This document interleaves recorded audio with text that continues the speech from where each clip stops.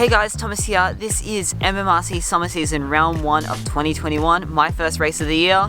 Super excited to be back on track for the year, feeling refreshed and ready to go. We've got a really high speed flowy track, and we've also got the Tattu V4 batteries. This will be my first race with them.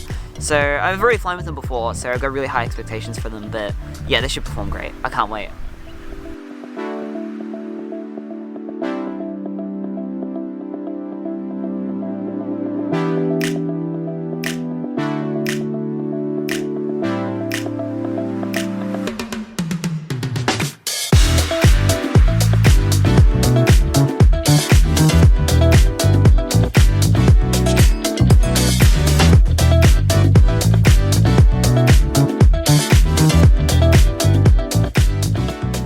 So far it's been 4 races. I've been really focusing on out of the slalom into the gate, into the top of the tower, back to the bottom gate. That's an area I've been losing a lot of time in, so I've been really focusing on trying to clean that up. And then sort of in the last pack there, I started to nail it and got a bit of time to focus on the very last hairpin corner and the very first hairpin. So strung together, possibly 7-second lap. The timer actually missed it and we got 2 8-seconds split in half, so it's highly probable there was a 7 there and then an 8. But either way, feeling pretty good. Everyone else is flying really well too. On your quads. Starting on the turn in less than 5.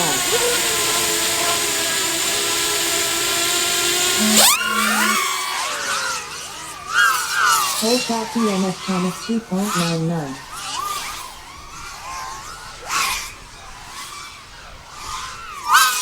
BMS Thomas lap 1 in first. Godzilla lap 1 in second. BMS Thomas lap 2 in first. Kakadu lap 1 in third. BMS Thomas lap 3 in first.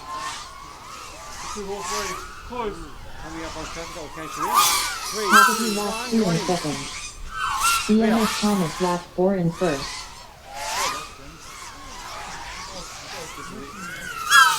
BMS Thomas finished in first.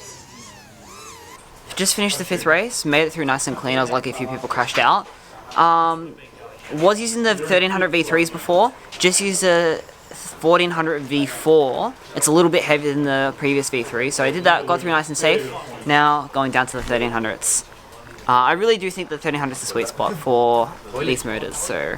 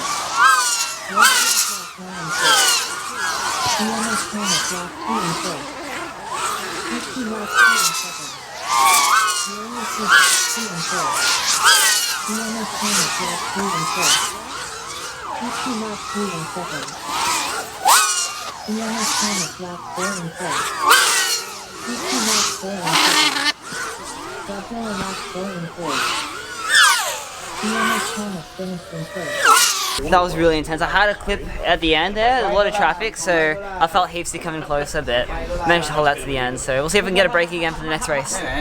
He bi-bladed me. Thomas hit me. Yeah, he did.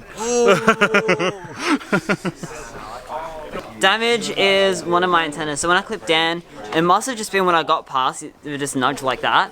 He lost a prop, so he came off a lot worse, but yeah, I don't think I'm going to be racing this one now. Yeah, I did. I did come off. Look at you did. Traitorous Thomas. No, he's alright. Overall, really happy with how the day went. I did end up getting pretty settled and started doing the track how I wanted to. Obviously, like any day, still more time to get. I do wish I sort of finished that last race a bit more cleanly, but had a mid-air, so, you know, not much I can do about it. Either way, everyone flew really well. It was really good to be back here again. Absolutely cannot wait for the next one.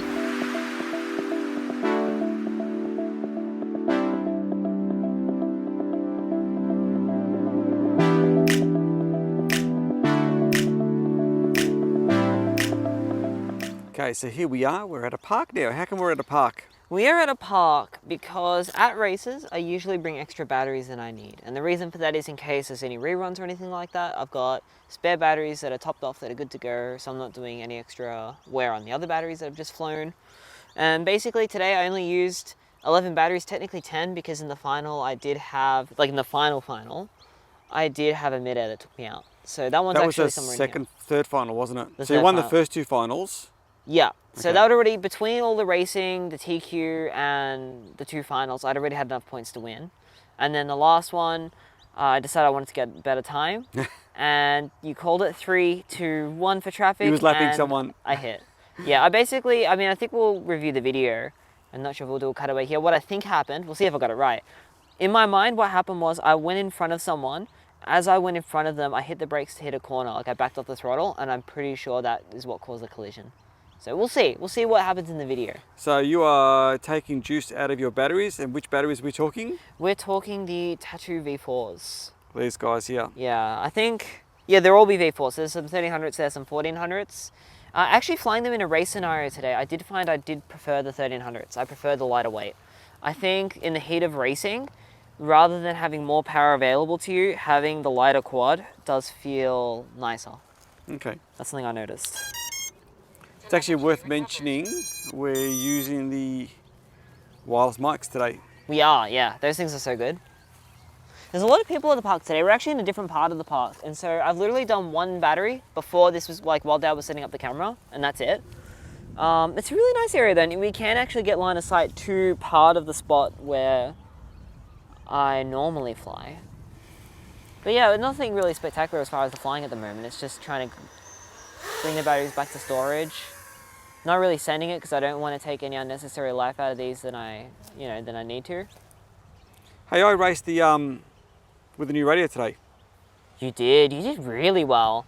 So for Dad only has one quad, and that's why he didn't actually go on to the finals or anything. He only did like 3 races before. I did 4 races. Four I got a races? second, and a third. Yeah, you did really good.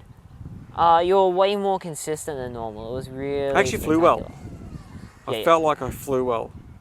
I think the big difference is, I'm not sure if I have any of your old video come in, but before you'd sort of do well, you'd have glimpses of really good, and then you'd sort of go back, and then like as you'd sort of rattle yourself, it'd sort of fall apart a bit, and then you'd have a good run. It was a bit inconsistent, right? But with this, it just seemed you were really consistent throughout the whole day, and no real, like nothing besides the normal mistakes you expect, like you didn't practice.